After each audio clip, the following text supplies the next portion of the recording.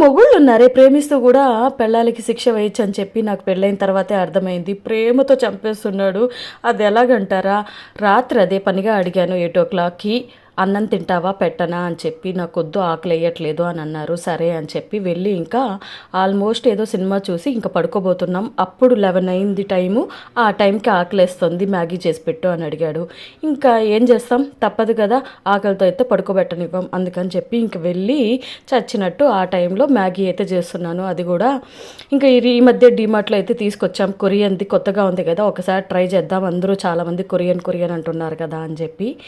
సరేలే అని అది ఒక పక్క చేస్తూ ఉన్నాను. నాకు అప్పుడే గుర్తొచ్చింది పొద్దునకి డ్రై ఫ్రూట్స్ నానబెట్టలేదని, పనిలో పనిగా అది కూడా నానబెట్టేశాను. ఇంకా మ్యాగీ రెడీ అయిపోయింది, తీసుకొచ్చి మా వారికి ఇచ్చానా. తిని టేస్ట్ చూసి చండాలంగా ఉందని చెప్పాడు. ఇంకేం చేస్తాం, అయినా కూడా తప్పదు. బాగా ఆకలినప్పుడు తెలిసిందే చేసుకోవాలి.